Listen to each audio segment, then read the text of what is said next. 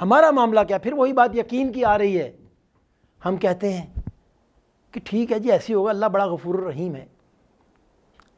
آنکھ بند ہوگی تو دیکھ لیں گے، پھر آنکھ بند نہیں ہوگی، آنکھ کھلے گی. آج میری آنکھیں کھلی ہوئی ہیں نا، لیکن در حقیقت میں آنکھیں بند ہیں. میرے یہاں 2 فرشتے بیٹھے ہیں، کیا نام ہے جی ان کا؟ کرامن کاتبین. یہ حدیث میں ہے کہ قرآن میں ہے؟ قرآن میں ہے. یاد رکھیے، قرآن کریم کی کسی آیت کے متعلق اگر کوئی مسلمان یہ کہتا ہے کہ پتہ نہیں ایسے ہوگا کہ نہیں، تو اسلام سے خارج ہو جاتا ہے.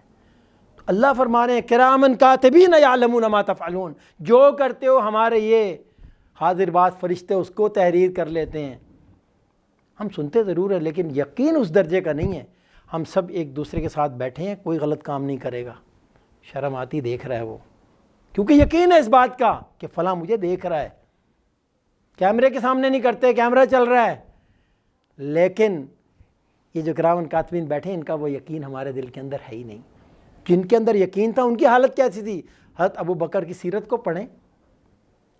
فرماتے ہیں جب وہ بیت الخلاء جاتے تھے تو اپنا جو کپڑا کندھے پہ رکھتے تھے وہ بچھا دیا کرتے تھے اور کہتے تھے فرشتوں آپ یہاں تشریف رکھو، میں نے اللہ سے وعدہ کر رکھا ہے کہ میں بیت الخلاء میں بات نہیں کروں گا، یعنی تمہیں وہاں لکھنے کی کوئی ضرورت نہیں ہے.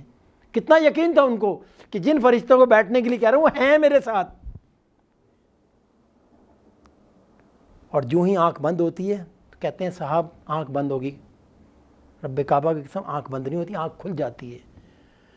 کیونکہ آج غیب مجھے نظر نہیں آ رہا، لیکن جیسے میری آنکھ بند ہوگی غیب کا پردہ ہٹا دیا جائے گا. قرآن ہمیں بتاتا ہے، سورہ قاف کے اندر اللہ تعالیٰ ارشاد فرماتے ہیں فَكَشَفْنَا عَنْكَ غِطَاءَكَ فَبَصَرُكَ الْيَوْمَ حَدِيدٌ.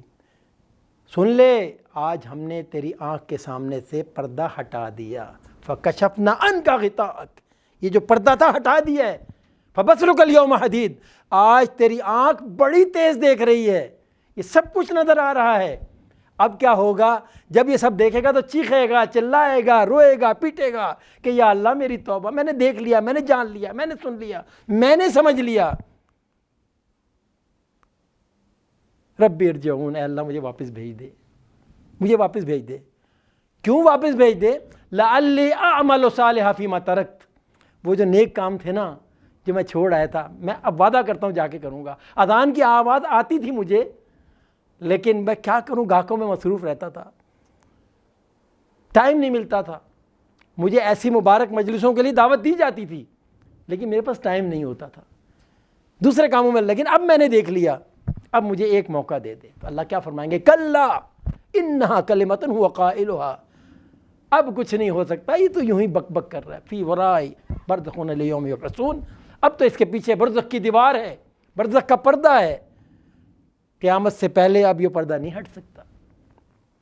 تو میرے بھائیوں آج اللہ کے سامنے 2-4 آنسو بہا لو، توبہ اللہ کر لو، رجوع اللہ کر لو. خدا کی قسم یہ جو آپ کے آنسو ہیں یہ آنے والے جہان کے سفیر ہیں.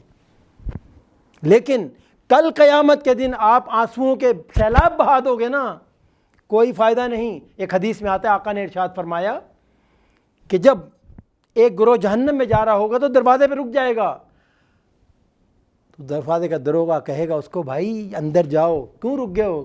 تو کہیں گے ہم رکے تھے، ہم ذرا یہاں کھڑے ہو کے اپنے ان گناہوں پہ آنسو بہانا چاہتے ہیں جو دنیا میں ہم نے کیے تھے. کہے گا ٹھیک ہے. آپ صلی اللہ علیہ وسلم فرماتے ہیں کہ آنسو بہانا شروع کریں گے، آنسو بہاتے رہیں گے، بہاتے رہیں گے، اتنے آنسو بہائیں گے ڈوب جائیں گے اس میں، اس کے بعد خون کے آنسو شروع ہو جائیں گے.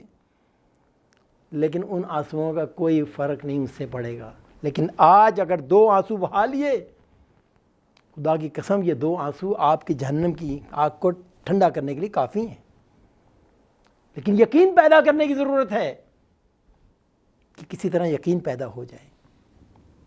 اللہم صلی علی سیدنا محمد وعلی آلہ وصحبہ وسلم. اللہم صلی علی سیدنا محمد وعلى آلہ وصحبہ